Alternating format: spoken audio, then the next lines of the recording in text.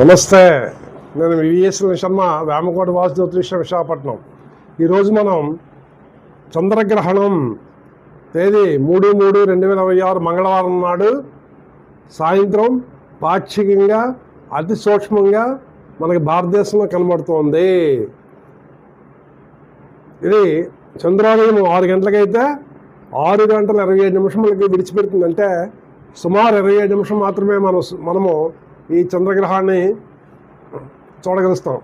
ఈ చంద్రగ్రహణము మధ్యాహ్నం 3 గంటల 20 నిమిషములకి ప్రారంభమై 6 గంటల 27 నిమిషములకి మోక్షకాలము.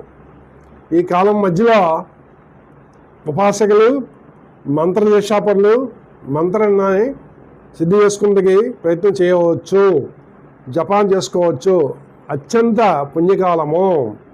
అసలు గ్రహణ సమయము పుణ్యకాలం అని చెప్పబడిందంటే శాస్త్ర ప్రమాణంలో సూర్యగ్రహే శతగణం చంద్రగ్రహే సహస్రకం జప తప్యాది కర్మాని దానమేవచ లక్షగుణం అన్నారు. ఈ చంద్రగ్రహణ సమయంలో చేసిన జప దాన తపములట 1,00,000 గుణ ఫలితాన్ని అంటే 1,00,000 రెట్లను ఇస్తుందని మనకి శాస్త్రం చెప్పబడింది. అట్లాగే మన శాస్త్రజ్ఞులు ఆర్యభట్ట మరియు బ్రహ్మగుప్తుడు, లఘుజ మన వారు కూడా తమ గ్రంథాల్లో రాశారు. వాటిలో ముఖ్యంగా ఏంటంటే సూర్యగ్రహణము ఎట్లా ఏర్పడుతుంది, చంద్రగ్రహణం ఎట్లా ఏర్పడుతుంది కూడా చెప్పారు. చంద్రగ్రహణము భూమి ఛాయ చంద్రునిపై పడినప్పుడు మాత్రమే చంద్రగ్రహణం ఏర్పడుతుందని, అట్లాగే చంద్రుడు సూర్యుని కప్పినప్పుడు సూర్యగ్రహణం ఏర్పడుతుందని చెప్పారు. ఇవి ఈనాడు ఆధునికంగా నాసా వారు చెప్పిన శాస్త్ర ప్రమాణాలు సరిపోతున్నాయి.